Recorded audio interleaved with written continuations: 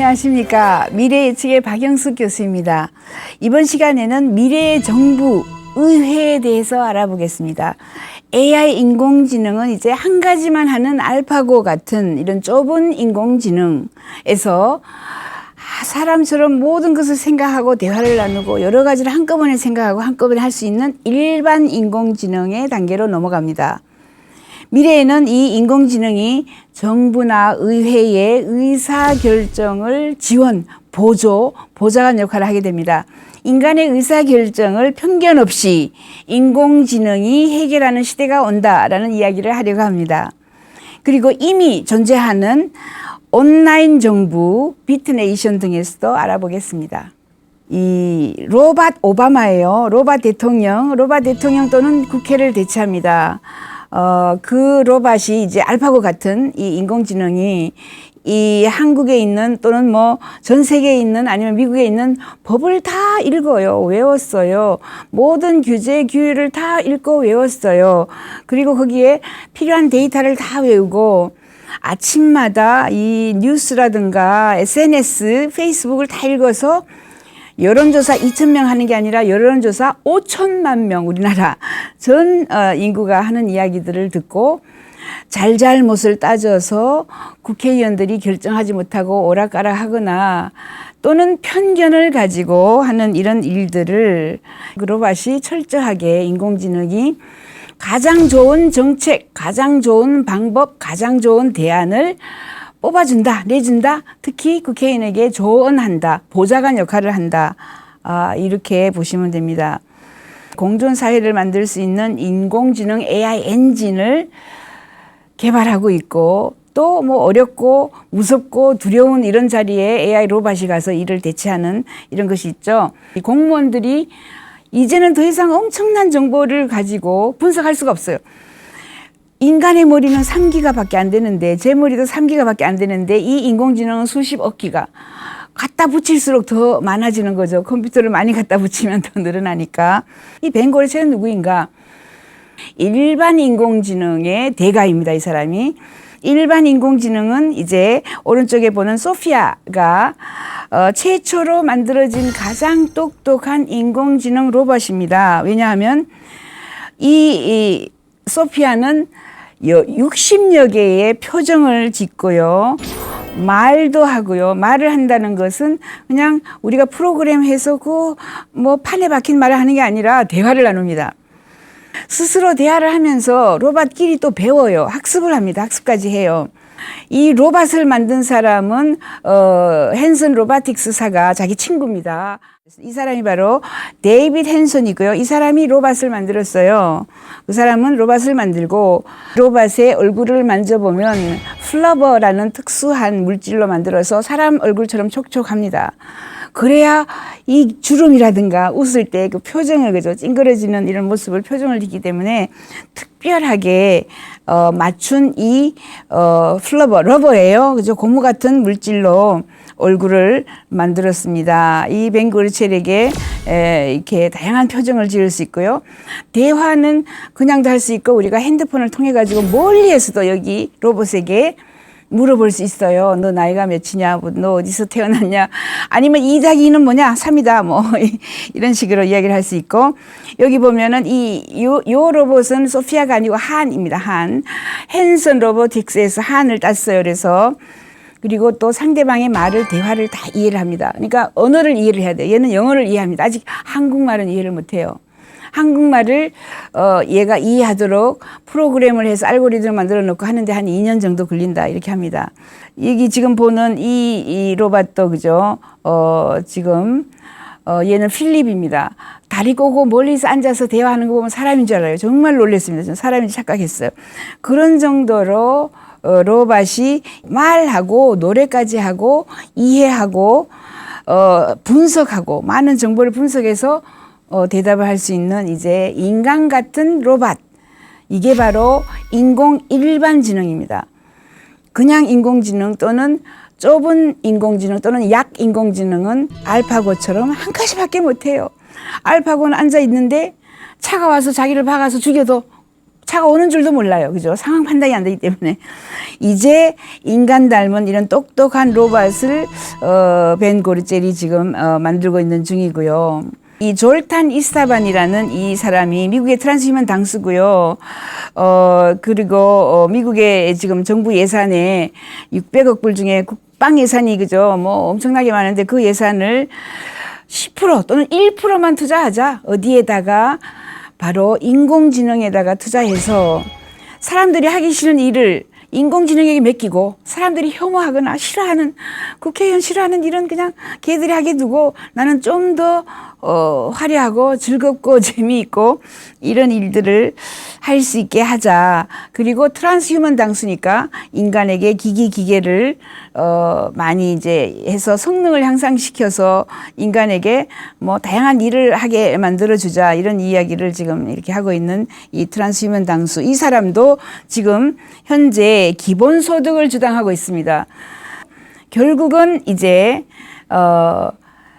다양한 시스템의 로봇을 활용을 잘 해야 되고 인간은 결국 기본소득의 시대로 갈 수밖에 없다. 실직자들이 너무 난무해서 길거리에 나와서 데모해서 사실 파괴해요. 두드려 부숩니다. 그 비용을 가지고 기본소득으로 나누어 주었을 때는 훨씬 더 경제적이고 훨씬 더 윈윈하는 전략이다. 이렇게 얘기합니다. 졸탄 이스타반이라고 이 지금 트랜스휴먼 당수는 이제 지금 자기가 스스로 대통령 후보이지만 국회나 정부가 불필요하다. AI 인공지능이 우리보다 인간보다 훨씬 더 똑똑한 의사 결정을 할 수 있다. 보좌관이 아니라 앞으로는 국회의원 보좌관 역할을 처음엔 하겠지만은 점점 더 나아가서 사람들은 인공지능에게 더 의지할 것이다. 지금 현재 불이 납니다. 큰 빌딩에서 불이 났어요. 이미 그런 연구조사가 있습니다. 큰 불이 났어요.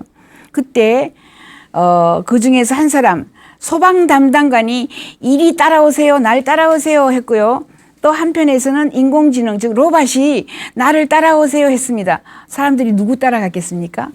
전부 로봇을 따라갔다고 합니다. 왜냐하면 지난해나 뭐 인간인데 내가 지금 어디로 가야 할지 뭐 판단을 못하겠는데 저 사람은 어떻게 판단할까? 그죠? 그래서 로봇이 더 판단을 잘할 것이야 로봇을 따라갔다라는 게 이미 나온 이야기입니다. 그래서 이제 이 일반 인공지능이 발전하면은 인간보다 수십억 배로 똑똑해지기 때문에 계산도 빠르고 의견 수렴 이제 2,000명에게 여론조사할 필요가 없이 5천만 명 여론 수렴이 인공지능을 할 수 있어요. 그죠? SNS를 다 읽어요. 누가 누구 욕을 하고 누가 누구를 뭐 칭찬하고 뉴스를 다 읽어요. 뉴스 읽었더니 이게 문제고 이거는 반대한 사람이 많고 이거는 찬성한 사람이 많고 이런 것들을 전부 다 머릿속에 이 인공지능 속에 인간은 3기가지만 엄청난 용량의 인공지능 속에 집어넣어서 그 인공지능을 흔들어서 결과가 나오면 훨씬 더 정확한 이 국민 의견 수렴이 되고 투표도 할 수 있고 그죠. 투표도 이제 상시로 하면서 거의 무료로 인공지능을 이용하면 할 수 있습니다.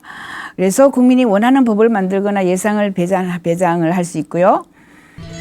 또 이미 제도가 있어요. 주민참여 예산제도, 주민참여 입법제도. 주민들이 스스로 스위스 같은 데는 입법을 그죠. 뭐 15만 명인가 뭐가 서명만 하면 입법을 할 수 있어요. 그래서 법을 우리가 스스로 만듭니다. 1년에 서너 번 국민 투표를 합니다. 이런 식으로 해서 법도 우리가 개개인이 국민이 만들고요. 국회의원이 만드는 게 아니고 개개인이 만들고 주민참여 예산제도는 예산도 국민들이 다 이렇게 어디에 얼마 쓰자 투표를 통해 가지고 할 수 있습니다.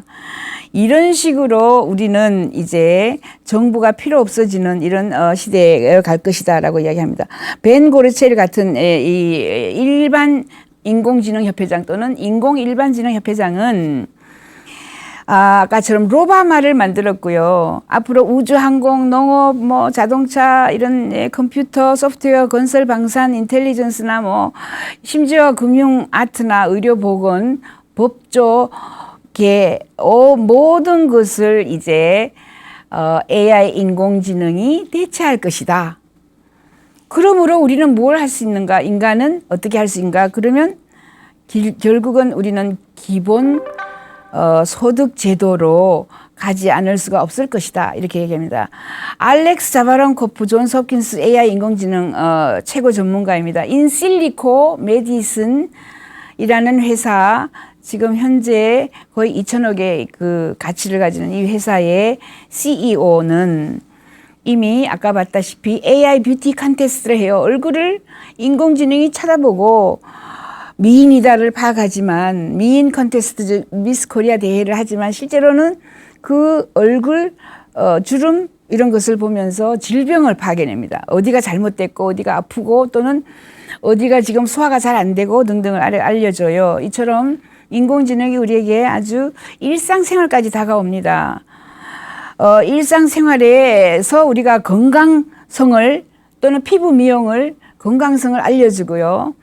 재미있겠죠. 그래서 자연 뷰티, 자연 미인을 뽑아내는 거죠. 이거 재미있는 일 하나의 그 산업이 될 수 있습니다. 우리나라 지금 시작해서 전 세계 과학 분야의 미인, 미녀가 누구인가, 그리고 얼굴을 통해서 또 질병이라든가 어디가 안 좋다라는 것까지 알아내는 건강 체크 기능까지 가능하다.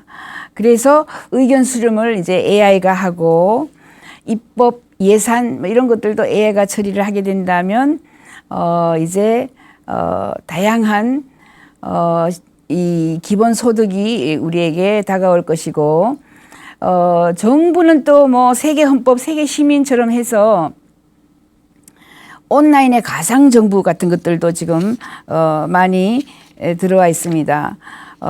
온라인 가상 정부, 정부 2.0 이렇게 해서 비트네이션이나 백피드 같은 것들이 있어요. 지금 보시면 이게 가버넌스 2.0에서 비트네이션 홈피입니다. 비트네이션에는 지금 수천 명이 지금 들어가서 가상 국가예요. 내가 아이를 낳으면 내 아이의 호적 등본이라든가 내 아이의 출생신고를 여기다 합니다. 내가 부동산을 사면 여기다가 부동산 샀다고 등록을 합니다. 이렇게 해서 블록체인으로 국가를 운영하는 비트네이션이라는 게 또 태어났고요. 백피드라는 게 있습니다. 이 백피드는 이 비트네이션은 미국 사람이 만들었고요. 이 백피드는 이스라엘 사람이 만들어서 가상 국가예요. 많은 사람들이 들어가서 내가 이 국가에 소속됐다라는 소속감도 가지고 이제 중앙 집중이 아닌 그죠 지방 분산형으로 가지고 가는 이런 시스템들이 많이 나와서 사람들이 이제 내가 대한민국 국민이지만 또 비트네이션의 국민도 될 수 있고 노르웨이 2030 국가 미래 보고서를 보면은 사실 이제 글로벌 정부가 탄생한다 이렇게 얘기합니다. 글로벌 정부가 탄생하는 것은 2030년 정도가 되면 기후변화가 너무 심해지고 여러 국가 간의 갈등, 전쟁이 심해지기 때문에 글로벌 정부 또는 지구촌에 세계 정부 하나만 있으면 경쟁하지 않고 기후변화를 해결할 수 있다. 그리고 국가가 뭐 블록별로 8개 블록, 아시아 블록, 아프리카 블록 이렇게 8개 국가로 크게 느슨한 국가가 형성될 것이다. 이런 이야기까지 하고 있어요. 세계 헌법도 나온다. 이렇게 얘기해서 월드 컨스티튜션 협회가 있어서 1958년에 만들어졌습니다. 지구촌에 헌법을 하나로 만들면 어떻게 될까? 이런 생각을 하는 거죠. 그래서 월드 시티즌 세계 시민 재단도 있고요. 수많은 글로벌화되는 이런 상황이 되고 있고 세계 정부뿐만 아니라 세계 시민들에게 여권을 이미 허용해 주는 국가가 170여 개 국가가 있다. 이렇게 이야기를 하고 세계 정부는 뭐 다양한 이유가 있지만 기후변화 대안 우리나라는 CO2를 많이 내는데 CO2를 절감하는 이런 그 대안은 또는 뭐 예산은 내지 않는다. 이렇게 서로 그죠? 너희들이 많이 책임져라 하고 중국하고 미국하고 계속해서 기후변화에 대해서 갈등 관계를 가지죠. 그러나 세계 정부가 있으면 같은 정부니까 그죠? 대안이 빨리 나올 수가 있겠죠. 세계 시민을 만드는 방법들도 있습니다. 뭐, 만약에 유엔을 중심으로 한다면 유엔이 세금을 거두는 역할을 하고, 안전보장 이사회를 개혁을 해가지고, 유엔 경찰도 만들고, 유엔 형법 재판소도 만들고, 뭐 이런 것들 다 만들어서 하나로 세계 정부를 만들 수가 있어요. 세계 정부로 만들 수가 있지만 지금 현재 가장 힘이 드는 것은 각 국가의 무장 해제. 미국이 자 세계 정부이니까 너희들 국방부 예산을 없애고 군인을 없애라 하겠습니까? 당장 겁이 나서 그죠? 소련이 하겠습니까? 가장 큰 문제는 각 국가의 무장 해제를 해야지만 세계 정부가 만들어지는데 그것이 가장 힘들다. 그래서 쉽지는 않다라고 줄리안 헉슬리라고 지금 이 사람이 바로 유네스코를 창립한 사람입니다. 유네스코 창업자, 창설자가 주장한 이야기죠. 뭐 세계 정부를 주창하거나 세계 정부가 중요하다라고 이야기하는 이런 각종 단체뿐만 아니라 기구, 협회, 재단들이 굉장히 많이 나오고 있습니다.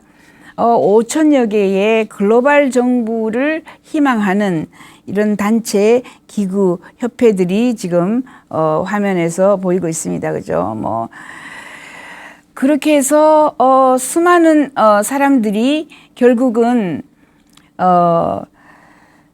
이제 일자리가 소멸하고 로바마가 나와서 정부나 국회의원을 대신할 수도 있고 인공지능이 나와서 일자리를 뺏어가면은 뭐 기본소득제도도 나올 수가 있고 하지만 결국 사람들은 글로벌 정부를 희망하고 인류에게 최대의 서비스는 사실은 세계 시민권을 보장해 주는 것이다. 어느 나라를 가려면 비자가 필요하고 어느 나라를 가려면은 무엇이 필요하고 어느 나라는 또 부유한 국가하고 가난한 국가 간에 갈등이 있고 전쟁도 있고 그죠? 이런 수많은 갈등들을 해결하기 위해서는 오히려 정부를 하나로 만드는 게 가장 좋다. 헌법도 하나로 만들자. 그리고 이미 가상 국가들이 많이 떠 있다. 가상 국가 중에 가장 지금 현재 잘 나가고 있는 그 나라가 바로 비트네이션입니다. 비트네이션은 지금 만들어진 지 한 3, 4년 되었는데 비트네이션은 정부 가버넌스 2.0이라고 해서 비트네이션은 수젠 템플턴이 지금 창립을 해서 그 조직은 어떻게 구성이 되느냐 하면 각 지역의 엠바사더 그래서 대사를 뽑습니다. 저는 한국의 대사인데요. 뭐 등록을 한지 초창기에 제가 등록을 했고 수자는 지금 제가 초청해서 한국에 옵니다. 11월 달에 한국에 오고 그게 좋은 이유는 나중에는 그 국가가 지금은 돈이 안 되지만 아주 거의 무료로 서비스를 하지만 사람들이 많아지고 만약에 지금 5천여 명이 들어가 있다 이런 이야기도 있고요. 만약에 그 국가에 5억 명이 들어가 있다라고 해봅시다. 비트네이션이라는 가상 국가에 5억 명이 들어가 있다. 굉장한 거죠. 그 사람들에게 만약에 출생신고 그러니까 또는 내가 뭐 호적 등본이라든가 주민등록 등본 하나 발급해 주는데 500원만 받아도 5억 명에게 엄청난 수익이 떨어질 수 있습니다. 그래서 지금은 이 사람들이 자원봉사자들을 많이 이용하고 거기에 특별하게 어떤 상업적인 냄새가 나지 않도록 운영을 하고 있어요. 비트네이션에 보면. 하지만 언제나 그죠? 처음에 페이스북이 전혀 광고 없이 사람들이 들어와서 사교장으로 활용하도록 했습니다. 그러나 지금은 광고도 팔 수 있고요. 거기서 수익을 창출하는 그런 역할을 하죠. 비트네이션도 마찬가지입니다. 비트네이션도 지금은 거의 무료로 들어가서 내가 모든 서비스를 받을 수 있거나 지금은 등록을 하고 하지만 많은 사람이 들어가서 수억 명이 들어갔을 때는 엄청나게 큰 나라입니다. 우리나라 5천만 명밖에 안 되는데 5억 명의 시민을 가진 비트네이션이 탄생한다 했을 때 그 안에 내부에 들어가서 다양한 서비스를 팔 수가 있어요. 아주 저렴하게 팔겠지만은 이처럼 우리는 이제 새로운 정부의 탄생, 세계 정부의 탄생 또는 인공지능이 우리에게 소멸시키는 것에 대한 대안들을 또 마련할 때가 되지 않았나 이렇게 보고 있습니다. 이번 시간에는 로봇 오바마 즉 로봇 대통령을 만든 벤 고르첼이 어떤 식으로 AI 엔진을 만들어서 정부나 의회를 대체할 수 있는가를 알아보았고요. 졸탄 이스타반 같은 사람은 인간의 능력으로 이제 엄청난 정보의 양을 분석하지도 못한다. 그래서 인공지능의 힘을 빌려서 국회의원들이 보좌진으로 로바마를 사용을 하거나 의사결정을 해야 한다. 또 비트네이션, 백피드 같은 온라인상에 가상 정부가 이미 생겼습니다. 가상 국가가 어떤 역할들을 하고 있는지 알아보았고 세계 헌법, 세계 정부 이런 것들도 출현한다. 움직임이 있다라는 것을 예측해 보았습니다. 다음 시간에는 기본소득, 이제 수많은 일자리가 소멸해서 기본소득 시대가 온다라는 이야기를 하겠습니다. 지금까지 미래 예측의 박영숙이었습니다.